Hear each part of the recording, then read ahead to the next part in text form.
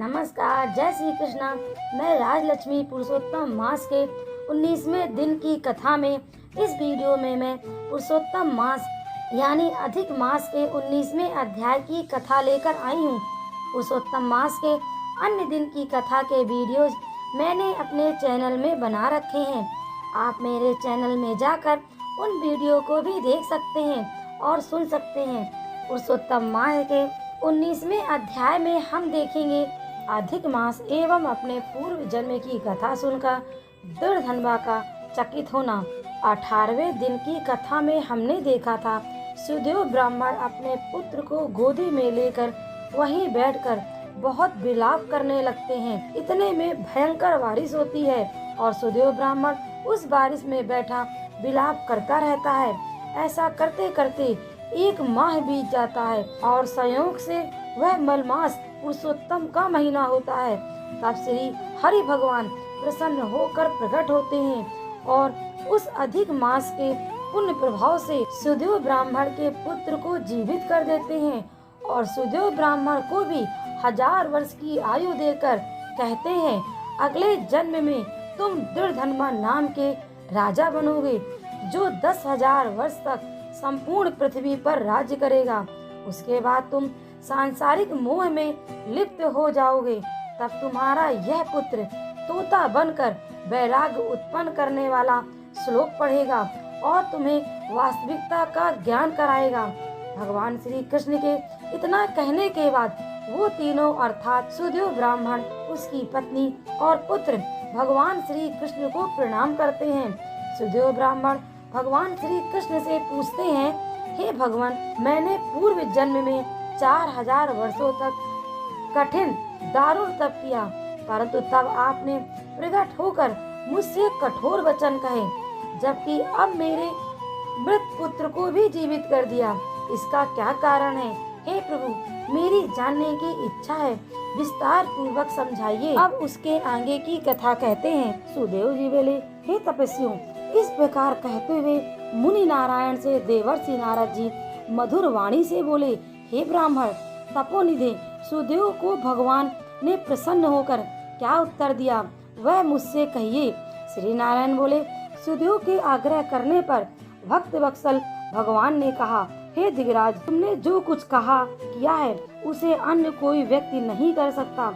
जिससे मैं प्रसन्न हुआ उसका कारण भी मैं ही जानता हूँ, तुम नहीं जानते।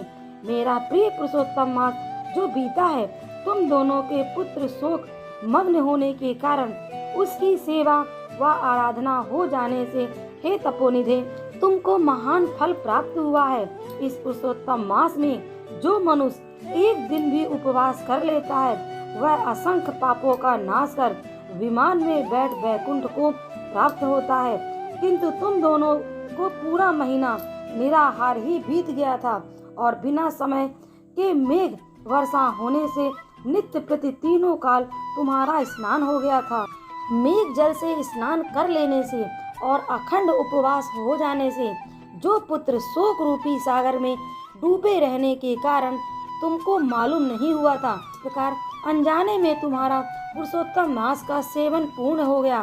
तुम्हारी इस साधना की समानता कौन कर सकता है? वेदों में जितने साधन वर्णन किए गए हैं वे सब तराजू के एक पड़ले पर रखकर और दूसरे में पुरुषोत्तम मास को रखकर ब्रह्मा जी ने देवताओं के समक्ष तौला तो पुरुषोत्तम का पड़ला ही भारी बैठा, साधन वाला पड़ला हल्का हो गया। अतः पुरुषोत्तम मास सब प्राणियों को सर्वत्र पृथ्वी पर पूजने से फलदायी है। इसलिए हे वत्स, तुम सब प्रकार से धन्य हो, क्योंकि तुमने इस मास में महादारुण तप किया है। जो मनुष्य का जन्म प्राप्त कर श्री पुरुषोत्तम मास में स्नान, दान, व्रत, उपवास नहीं करते वे जन्म जन्मांतर में दरिद्र होते हैं। अतः सब भांति से मेरा प्रिय पुरुषोत्तम मास सेवन करना चाहिए। जो इसका सेवन करेगा वह भाग्यवान, धन्य और मेरा प्रिय पात्र होगा। श्री नारायण बोले, हे मुने, ऐसा कहकर जगदीश्वर हरि भगवान अंतर ध्यान हो गए। अपनी स्त्री सहित सुदेव पुरुषोत्तम मास की आराधना से जीवित हुए पुत्र सुखदेव को देखकर दिन रात प्रसन्न रहने लगे और कहते हैं कि हमारी अज्ञानता में पुरुषोत्तम मास की आराधना हो जाने से वह हमें कितना फलदायक हुआ। जो मरा हुआ पुत्र जीवित हो गया। बड़े आश्चर्य की बात है, ऐसा मास कहीं भी नहीं देखा। इस प्रकार सुदेव उस आश्चर्यमय मास को अच्छी तरह से पूजने लगा।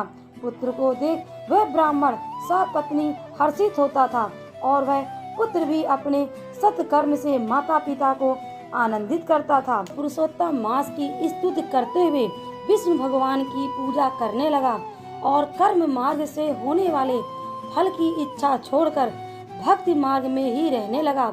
सब दुखों को दूर करने वाले प्रत्येक तीसरे वर्ष आने वाले श्रेष्ठ पुरुषोत्तम मास की पत्नी सहित सुदेव जप, होम, स्नान, पूजा, दान आदि से श्री हरि को भजने लगा। 1000 वर्ष तक रात दिन सब विषयों का भोग कर पत्नी सहित सुदेव बैकुंठ को गया। जो योगिनियों को भी दुर्लभ है, वह यज्ञ आदि करने वाले को भी अपर्याय बैकुंठ लोक में हरि के निकट जा निश्चिंत रहने लगा। बैकुंठ लोक के समस्त सुख भोग कर सुदेव गौतमी के साथ पृथ्वी पर आया। इस सुदेव राजा दृढ़धर्मा के नाम से तुम विख्यात हुए। हे राजन, तुम पुरुषोत्तम मास के प्रभाव से संपूर्ण भोगों को भोगने वाले हुए। यह तुम्हारी पूर्व जन्म की पतिव्रता गोमती पटरानी हुई। हे भूपाल, तुमने जो मुझसे पूछा था वह सब मैंने कह सुनाया और जो तोता पक्षी था वह तुम्हारा पूर्व जन्म में सुखदेव नाम का पुत्र था, जिसे श्री हरि ने जीवित किया था। 12000 वर्ष तक आयु भोग कर वैकुंठ को चला गया।